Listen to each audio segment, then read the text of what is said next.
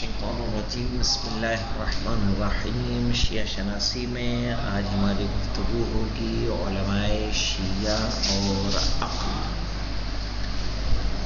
کہہ رہے ہیں کہ کتاب و سنت کی تعلیمات سے استفادے کے ذریعے شیعہ علماء کرام نے دین کی شناخت کے لیے عقل کو بے حد اہمیت دی ہے۔ کس کام کے لیے مولانا؟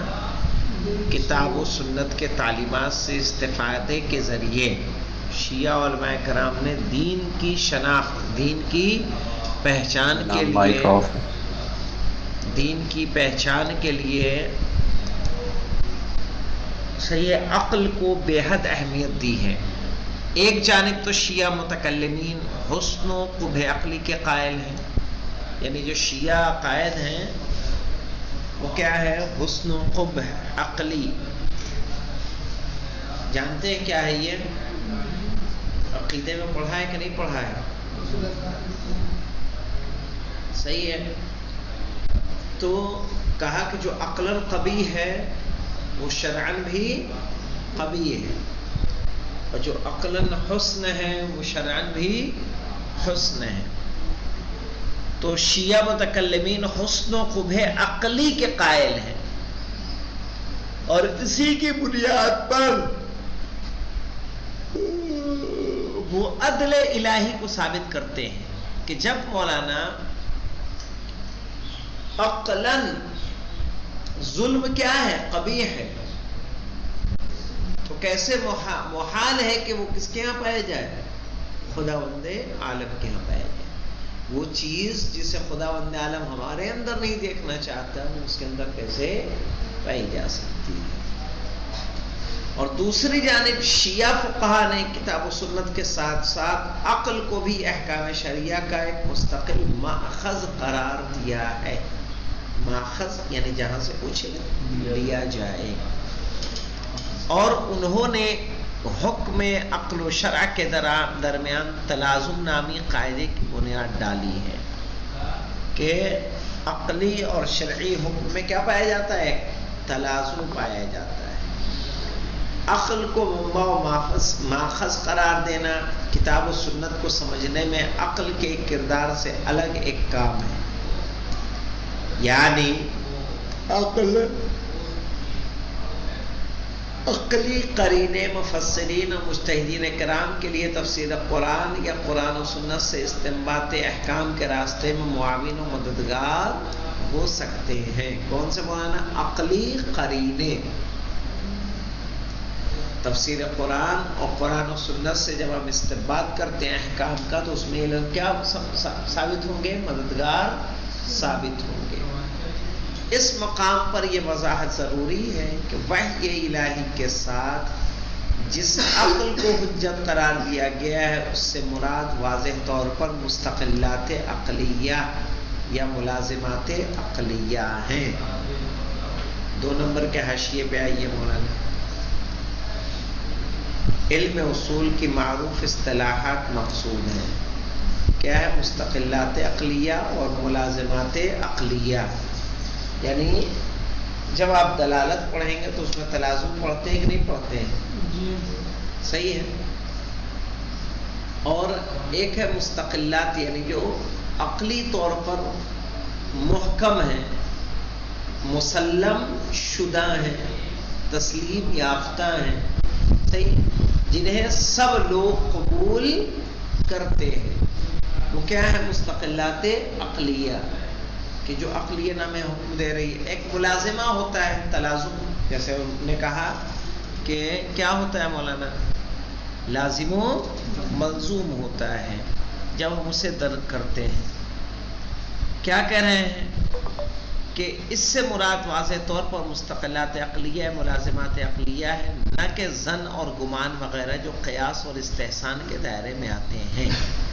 یہی وجہ ہے کہ اگر مذہب اہل بیت اور فقہ امامیہ میں عقل کو احکام الہیہ کے استنباط کا محکم ذریعہ قرار دیا گیا ہے، لیکن قیاس اور استحسان سے سختی کے ساتھ کیا کیا گیا ہے؟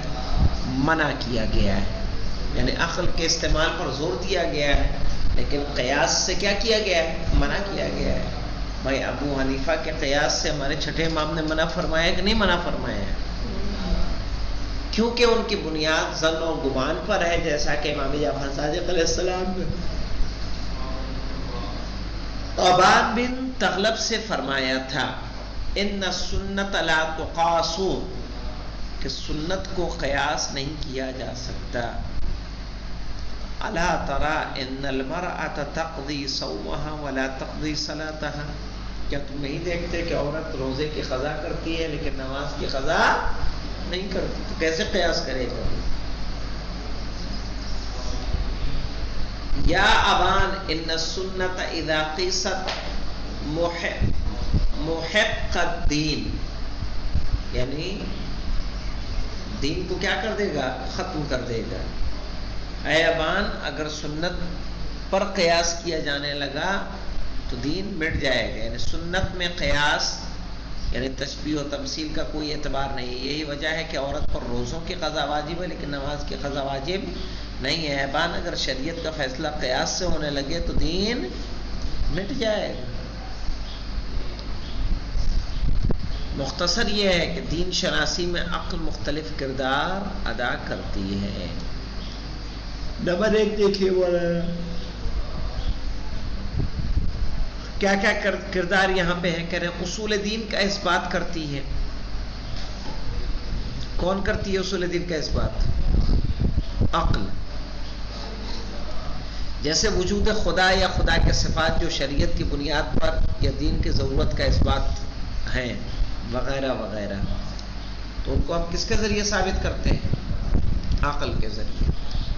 وحی کے ساتھ عقل کے ذریعے بعض احکام شریعت کو حاصل کیا جا سکتا ہے کہ ہم وحی کا سہارا لیں اور عقل کو ساتھ لے کے ہم کیا کریں، کچھ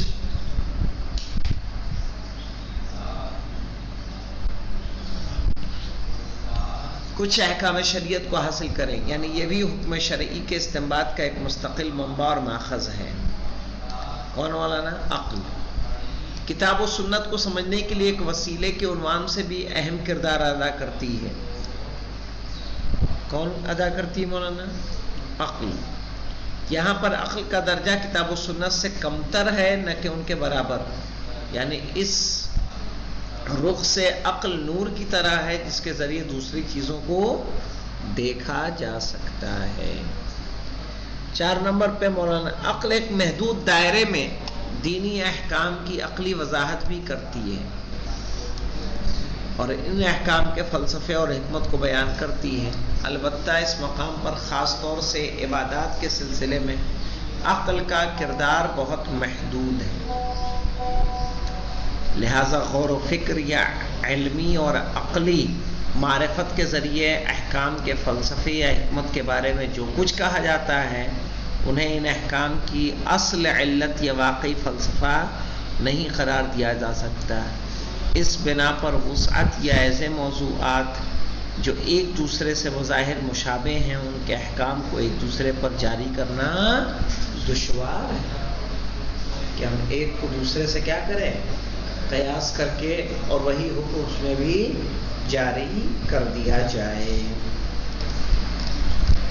اب اس کے بعد مولانا ہمارے پاس حصہ 2 توحید اور عدل کا ہے کہ جسے ہم لوگ انشاءاللہ بعد میں پڑھنے کی کوشش کریں گے.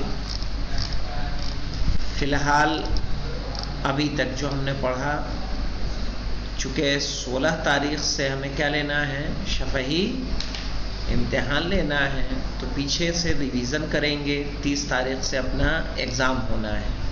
ٹھیک ہے، تو ابھی ہم لوگ ریویژن کریں گے کچھ، تاکہ جو ہے اگر کچھ مطالب ایسے ہوں کہ جو ہمارے لیے واضح ہو سکیں یا ہمیں یاد ہو سکیں تو ہمارے لیے بہتر ہوگا. الحمدللہ رب العالمین.